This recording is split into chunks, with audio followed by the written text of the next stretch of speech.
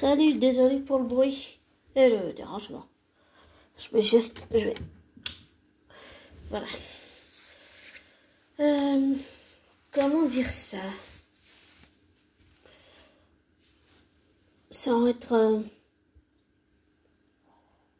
pas agressif, mais... Désolé si je parle.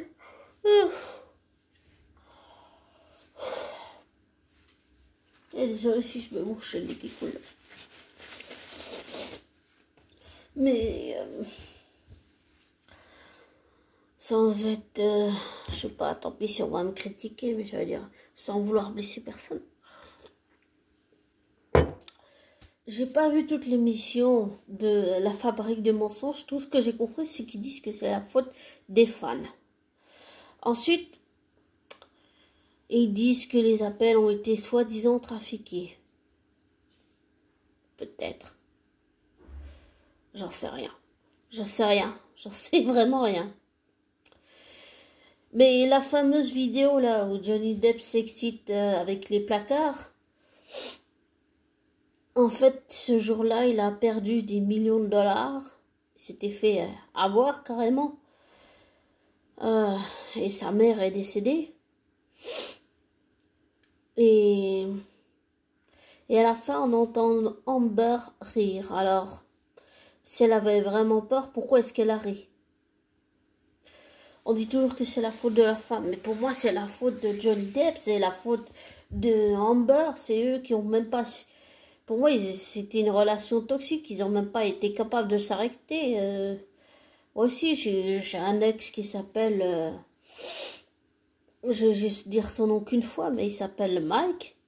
Et on a vécu une relation, je dirais... toxique. Ouais, toxique.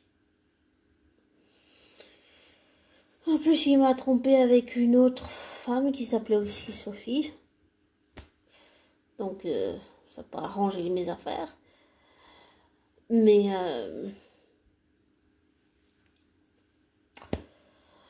c'était une relation toxique que j'ai vécue, alors. On peut pas comparer, mais... ma sœur a vécu des relations conjugales toxiques et violentes. Et... mes parents ont pu intervenir, mais à temps, c'était tout juste.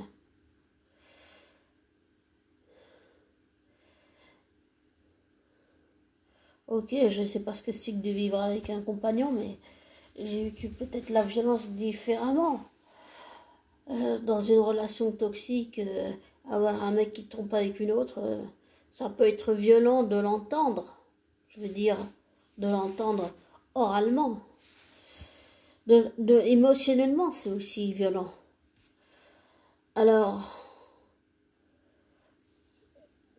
je trouve que c'est bien ce que dit Anaïs Lenard, mais pour moi, elle raccourcit un petit peu trop l'histoire avec ces histoires de masculinistes.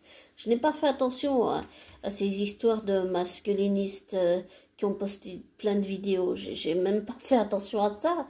J'ai regardé, j'ai essayé d'écouter les deux sons de cloche et quand... et pour moi, ils ont été violents. Chacun des deux a été violent avec l'autre. En plus, je trouve qu'elle fait un petit peu raccourci en disant que tout le monde lui disait d'arrêter, mais elle n'arrêtait pas de le titiller avec ses enfants. Alors, et puis aussi, il y a eu l'histoire, ce que Anaïs Lenard ignore, c'est qu'il y a eu cette histoire de contrat où Johnny Depp devait signer à une certaine date et il a refusé de signer le papier qu'Amber voulait qu'il signe. Parce qu'elle voulait une propriété, elle voulait de l'argent, elle voulait des voitures, je crois. Et puis le chien que sa mère, là, il a hérité de sa mère un petit chien, ben, même ce petit chien, elle le lui a pris. Donc, désolée, mais j'appelle pas ça être victime. Pour moi, ils ont été victimes tous les deux, l'un de l'autre. Et puis c'est sûr qu'avec ses problèmes de drogue, ça n'a pas aidé, ça a joué contre lui, c'est sûr que ça a joué contre lui, j'en suis certaine. Et je pense que cette histoire est allée beaucoup, beaucoup trop loin. En tout cas, je pense que Anaïs Lenard, pour moi, elle a un peu trop raccourci l'histoire là. Elle n'a pas tout pris en compte. Je pense qu'elle n'a pas tout écouté. Elle... Et pour moi, c'est trop facile de dire qu'un homme est violent parce que on oublie que il y a aussi des hommes qui sont victimes de violence et ça il faut bien l'admettre. Et pour moi, elle fait comme si ça n'existait pas, comme si les hommes qui sont victimes de violence de leur femme ou de leur compagne n'existaient pas. Et ça me dérange vraiment énormément. Voilà.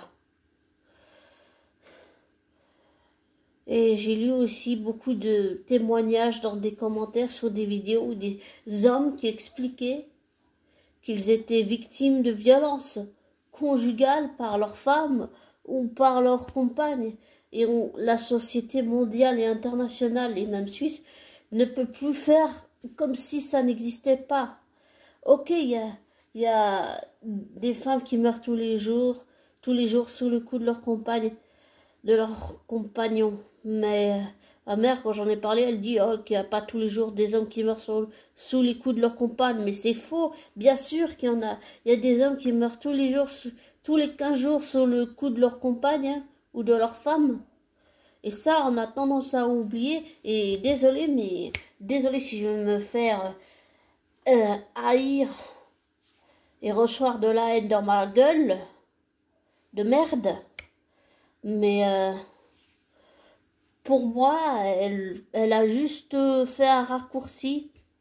Pour moi, elle a juste oublié que il y a aussi des hommes qui sont victimes de violences. Et ça, c'est trop négligé. C'est comme si ça n'existait pas. Ça n'existe pas. Une fois, j'avais vu une émission sur un homme qui était victime de violence, qui est allé justement voir des femmes, des féministes, pour demander de l'aide parce qu'il était victime de violence. Et puis elle a dit ah, mais on va pas vous soutenir. Ou on va pas le soutenir. Ou je sais pas, elle avait dit un truc comme ça, cette dame. Et ça m'a choqué. Bah, ça m'a choqué parce que ça veut dire quoi?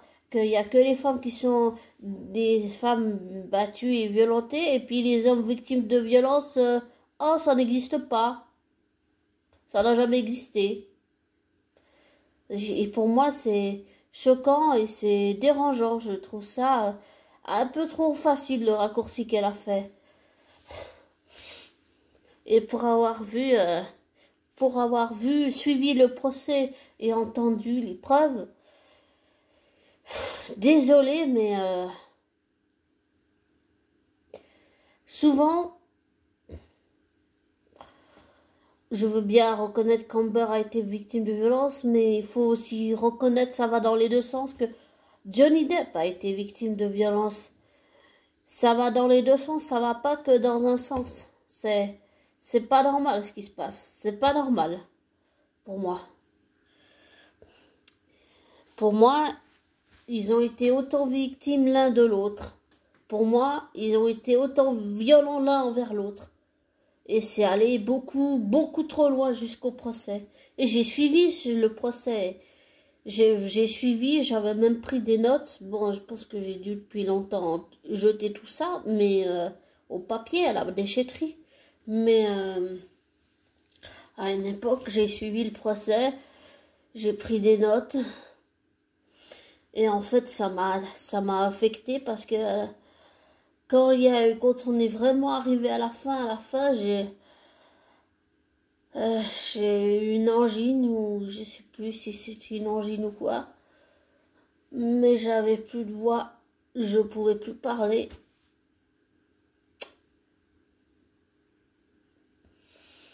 Ça m'a affecté bien plus que ce que je pensais.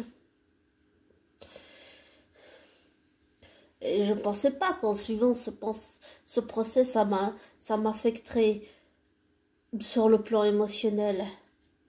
Non, je pensais pas ça. Franchement, je ne pensais pas. Mais pour en revenir à ce que je disais, non, je suis pas très d'accord avec... même si j'adore les vidéos d'Anaïs Lenard qui expliquent beaucoup les termes juridiques, les termes juridiques en général, je les comprends pas. Des fois, je dois écouter la vidéo plusieurs fois pour comprendre parce que tout ce qui est terme, tout ce qui est juridique, enfin tout ce qui est technique dans quel que soit le corps de métier, je le comprends pas. Je l'entends, mais je l'intègre pas dans la tête, quoi. Voilà.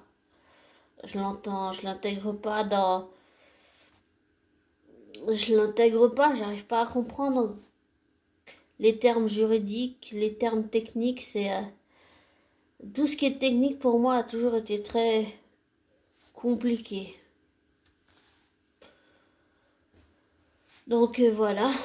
Mais pour en revenir à ce que je disais, non, je suis pas très d'accord avec Alanis Denard parce que je trouve qu'elle a juste oublié que il y a aussi des hommes qui sont victimes de violences, qui sont violentés, qui sont battus, qui sont humiliés, qui sont frappés, qui demandent de l'aide et personne vient les aider. On ne fait que les juger en disant que c'est forcément eux qui sont des violents, hein, alors qu'il y a des hommes qui sont victimes, qui n'ont pas de refuge, qui n'ont pas qu'ils ont rien, ils n'ont pas de suivi, ils n'ont pas d'avocat, ils n'ont pas de psychologue, il n'y a pas de refuge pour eux, pour qu'ils puissent se réfugier avec leurs enfants.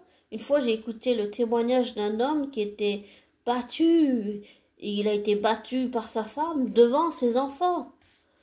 C'était horrible d'entendre ça, c'était choquant, c'était terrifiant. Alors, je suis pas d'accord pour dire qu'il y a que les femmes qui sont victimes de violences. Non, il y a aussi des hommes qui sont victimes de violences. Partout dans le monde, y compris ici en Suisse romande. Et je pense qu'elle devrait juste aussi écouter d'autres sons de cloche et pas juste ah, les femmes sont victimes de violences. Il y a aussi des hommes qui sont victimes de violences. Il y en a partout dans le monde. Et pour moi, malgré tout ce qui s'est passé, pour moi, Johnny Depp, il représente, pour moi, c'est un symbole des hommes battus dans le monde. C'est-à-dire que les hommes battus existent. Ils sont là. Et ma sœur jumelle l'a vécu. Et souvent, les signes, c'est quand une personne change physiquement. Elle a des traits creusés, elle a des poches sous les yeux. Et puis la lumière qu'elle a en elle s'éteint. Et puis c'est sûr qu'avec les problèmes de drogue, arriver en retard sur le tournage et tout, ça n'a pas joué, ça n'a pas joué en sa faveur.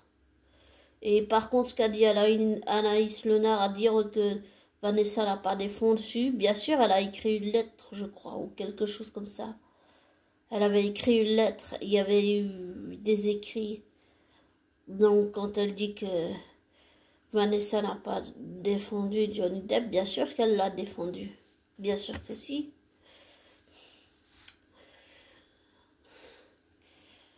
Mais si on veut vraiment un exemple de femme battue, bah, je prendrais l'exemple de Alexandra Lange. Il y a un film qui a été même fait qui s'appelle Sous emprise avec Odile Vigma. Non, Odile qui jouait dans Profilage. Et puis avec Testou, je sais pas comment il s'appelle, qui jouait Marcello, je sais plus comment. Et en fait, il l'a frappé, il l'a violenté. Et un soir, qui n'était pas un soir comme les autres, il l'a attrapé par le cou et il l'a serré. Et elle a pris un couteau parce qu'elle pensait qu'elle allait mourir. Et elle l'a frappé dans la carotide sans penser que elle l'avait tué pour qu'il arrête de l'agresser. Et je me rappelle, il y avait eu une vidéo qui avait fuité où on voyait le juge qui disait qu'elle avait rien à faire dans une cour d'assises et qu'elle devait être acquittée. Et pour le coup, elle l'avait vraiment, parce qu'on dit des fois ça peut être une excuse, mais là pour le coup, elle l'avait. Alexandra Lange a vraiment. Elle l'a tué en état de légitime défense pour pouvoir. Pas pour qu'il arrête de l'agresser, parce qu'il était en train de lui serrer le cou. Il était en train tellement de la serrer que. Elle était en train de la tuer en fait. Donc voilà. Et je pense, je vais finir avec une dernière histoire un peu plus personnelle. Et pour respecter l'anonymat de cette personne proche, je ne dirai pas son nom. Je vais juste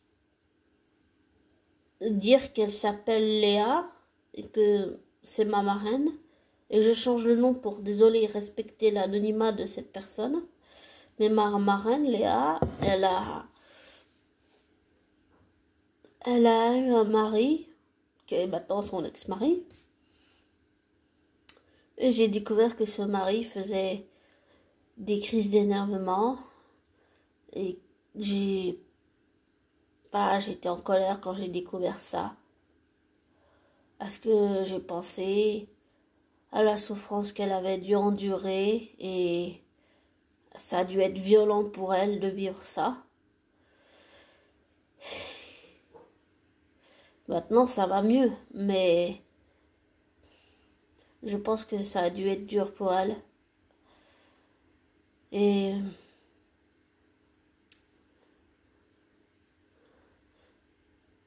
dernièrement, quand j'ai vu ma marraine, je lui ai dit que elle avait une énergie lumineuse, tu sais. C'est pas quand tu sens l'énergie des gens qui est très belle, qui est très lumineuse. Et peut-être que je me suis pas rendu compte, mais avant qu'elle divorce, peut-être que sa lumière s'était éteinte et maintenant qu'elle est divorcée, qu'elle est redevenue elle-même, elle n'est plus éteinte et sa luminosité est revenue. Je la trouve beaucoup mieux maintenant qu'avant. Et subir de la part de quelqu'un des crises d'énervement, ça aussi c'est une forme de violence. Et je me suis renseignée auprès d'une infirmière qui m'a expliqué que quelqu'un qui fait des crises d'énervement avec son conjoint, c'est parce que cette personne n'a pas réglé des problèmes, des traumatismes. C'est-à-dire que l'ex-mari de ma marraine n'a pas réglé des problèmes qu'il aurait dû régler. C'est-à-dire suivre une psychothérapie, essayer de comprendre pourquoi il fait ces crises d'énervement, qu'est-ce qui déclenche, les traumatismes qui peuvent déclencher ça. Tu vois ce que je veux dire? Il faut trouver la clé des traumatismes pour que ça ne se fasse plus en fait. Tu vois le sac de nœuds, bah, il faut défaire le sac de nœuds de tous ces traumatismes et il l'a pas fait, tu vois. Donc voilà, mais quand j'ai appris ça, ça m'a choquée et bah j'ai pensé à ma marraine. Je pense que ça a dû être très dur pour elle, que ça a dû être violent aussi. Mais je suis reconnaissante qu'elle soit en vie et je suis reconnaissante qu'elle va mieux maintenant. En tout cas, elle est plus belle que jamais, elle est lumineuse, elle est vraiment, c'est une artiste qui en a sous le pied, qui va faire sûrement, je pense, une longue carrière internationale dans son métier.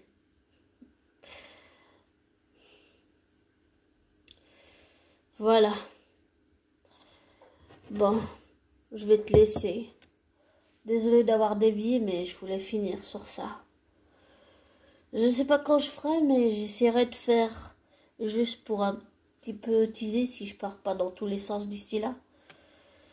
J'essaierai de faire des vidéos où je fais des petits traits d'horreur un petit peu. Pour, disons pour, juste pour Halloween. Voilà. Et comme je te dis toujours, ne te laisse pas influencer par moi, ne prends pas pour argent comptant ce que je te dis. Fais tes recherches, tes vérifications, tire-en tes propres conclusions, désabonne-toi, des likes, et je te souhaite une belle fin et joli, très joli dimanche, et un bon début de semaine. Prends soin de toi, abonné, et le meilleur pour toi. Ciao!